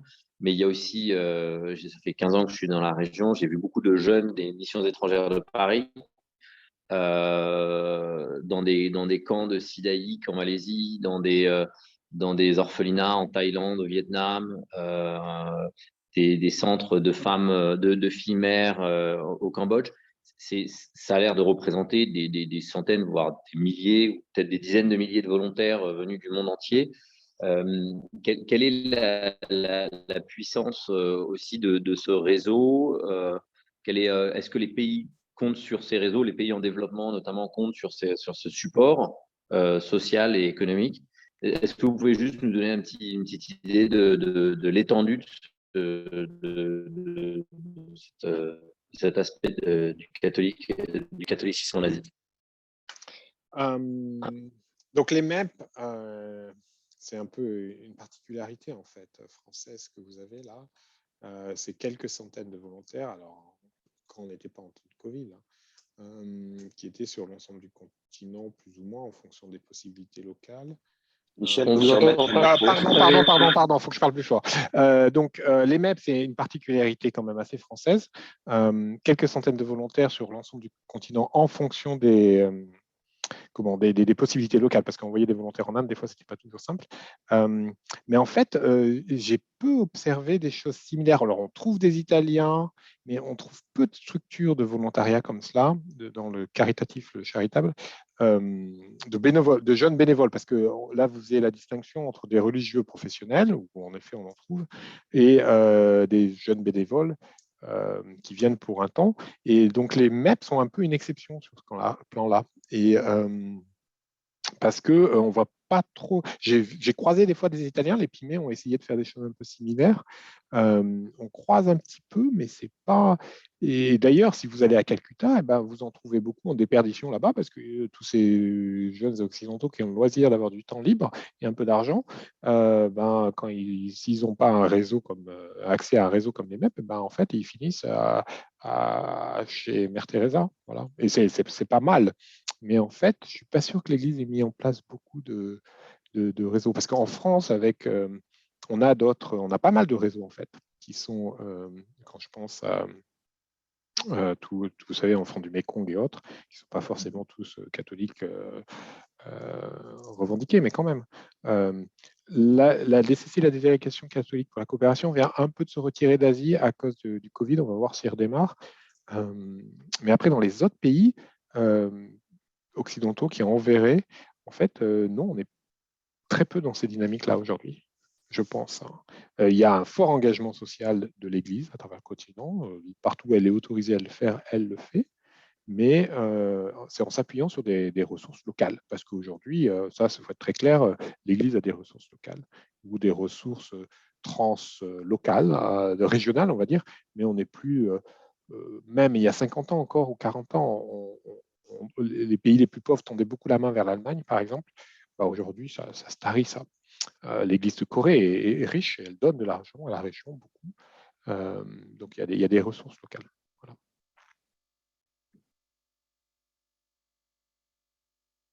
Quoique, Oui, désolé, je fais comme Gabriel, plein de questions. Alors, une question qui me concerne personnellement, parce que je suis diacre permanent au service de la communauté à Shanghai. Qu'en est-il en fait en Asie du diaconat permanent? Est-ce que c'est quelque chose qui existe, qui soit accepté par les conférences des évêques locales? Ça, c'est la première question. La bah, deuxième question, c'est mais qu'est-ce que vous faites à Shanghai? Vous devriez leur demander. Hein, c'est à vous de nous dire. comment ça? Non, mais parce que, comment dire, hier soir, je donnais une conférence sur les religieuses en Chine et ça a été la question. Et en fait, Alors, en fait, il n'y a pas de diacre, il n'y a pas de diacre institué sur le continent. Il y en a très peu. Ça existe dans quelques pays, mais c'est très très rare. C'est une réalité, c'est une disposition du droit canon qui n'a pas été, comment dire, saisie avalé. et mise en Ouais. place à travers le continent. Très très peu. Euh, et c'est intéressant. Personnellement, je ne suis pas pour l'uniformité de l'Église catholique, donc ça ne me gêne pas. Euh, mais après, je m'interroge sur les formes de ministères institués que les communautés locales font. Donc, on avait les catéchistes, par exemple, les religieuses, ainsi de suite. Oui. Parce que ce qui me fait souci, c'est dans quelle mesure le prêtre, la figure sacerdotale du presbytre, ne monopolise pas toutes les fonctions ecclésiales. Ça, c'est quand même un petit penchant des fois qu'on a en Asie, très concile de Trente, qui n'est pas toujours joyeux. Et donc, la question des diacres, c'est ça derrière, c'est des ministères institués alternatifs, parce que d'ailleurs, il n'y a pas que les diacres. Le pape vient de nous remettre en place le ministère de lecteurs et acolytes. Exactement. Ouais. On va voir, mais je doute que les Asiatiques se précipitent. On va voir. Alors, du coup, ma deuxième question, c'est sur le synode de l'Amazonie, il est posé la question justement de la possibilité dans des hommes mariés, approuvés par la communauté, etc. Est-ce que ce type de question se pose dans les communautés en fait en Asie, sachant que si on prend le cas du Japon, pendant très longtemps, il n'y a pas de missionnaires, etc. La communauté a très bien vécu, elle est laïque, etc. Donc, est-ce qu'il y a des réflexions sur ce plan-là aussi? Je pense, alors par exemple, quand il y a eu des grandes, vous parlez du Japon, ça tombe bien, quand il y a eu des consultations romaines, Rome faisant des consultations sur le continent, la conférence des évêques de Japon a été l'une des plus réactives, alors vraiment à y aller, à dire fortement les choses. Donc ça, les évêques japonais sont connus pour ça, sont connus pour être une église très pauvre, généreuse, malgré les peu de ressources qu'ils ont, ils donnent toujours, et à dire les choses telles qu'elles sont, blanc sur noir, ce qui des fois surprend dans la région. Voilà, ça c'est une chose. Sur la région, par exemple, le synode sur l'Amazonie, en fait, en Asie, c'est compliqué parce que les dynamiques locales sont tellement différentes que c'est compliqué de mettre tout le monde autour d'une table, parce que aussi bien sur des questions économiques que sur des dynamiques interreligieuses, entre le Pakistan et les Philippines, c'est le jour et la nuit, pareil, entre la Corée et le Sri Lanka. Donc, il n'y a pas des. Il y a beaucoup de gens qui réfléchissent et qui font des commentaires, très bien, mais il n'y a pas de mécanisme institutionnel pour analyser, trier et ordonner en ordre de priorité et voir qu'est-ce qu'on pourrait mettre sur le tapis. Il y a des conférences épiscopales, je pense à l'Inde, qui fonctionnent et qui avancent. Il y en a d'autres, voilà, c'est plus compliqué. Mais il n'y a pas de grande. Même la FABC, pour différentes raisons, là, donc la Fédération des évêques d'Asie, depuis 20 ans, c'est la belle endormie. Jean-Paul II lui a fait une anesthésie très forte. Et depuis, on attend la résurrection. Voilà. Allez, est-ce que je peux aller pour une dernière question? Oui, il est tard. Est-ce qu'en ce moment, il y a beaucoup de causes de saints asiatiques qui sont en cours au Vatican? Je ne sais pas. Je pense, j'imagine. En plus, je vois qu'il y a des vrais efforts. Par exemple, je vous mentionnais les jésuites là, qui voulaient faire canoniser Ricci, si je ne me trompe plus. S'il y a quelqu'un dans l'Assemblée qui peut me corriger, c'est le bienvenu.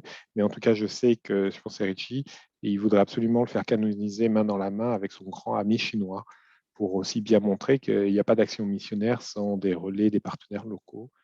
Et puis le Saint-Siège, vous voyez la canonisation là, avec laquelle j'ai commencé de Joseph Vaz au Sri Lanka, et est attentif à donner des figures locales. Donc ça, oui, il y a un vrai... et à faire des passe-droits. Joseph Vaz, il a eu son passe-droit il n'y a pas de miracle, c'est pas grave, on y va.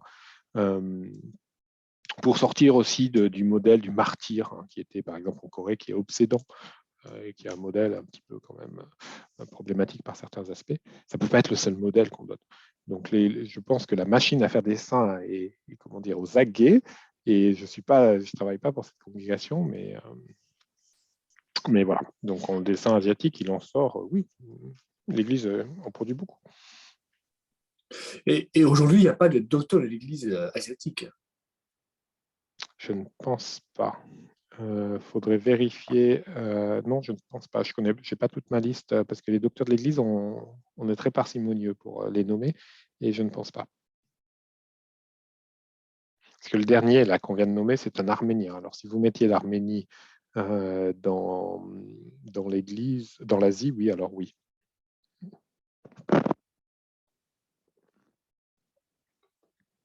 Je crois, hein, si je ne dis pas de bêtises. Ce qui est tout à fait possible. Voilà. Je ne vois pas de main levée, donc s'il n'y a plus de questions, ben on va en rester là. Il y a sûrement encore beaucoup de questions, mais il y a une nuit aussi pour toi et pour Oui, tous ceux madame. qui... Voilà. Alors, je vois une main levée. Allez, On le laisse y aller. vas-y. Ah, il l'a retiré. Alors, il l'a peut-être pu, je ne sais pas. Voilà. Non, mais sinon, on arrête. C'était un applaudissement. Voilà, ouais, c'est un applaudissement, probablement. Très bien. Merci beaucoup, Merci Charlotte. beaucoup. Merci à tous. Merci à tous. Merci Michel. Merci, Michel. Beaucoup. Bonne Merci soirée. beaucoup. Bonne Merci soirée. Michel, très intéressant. Au revoir.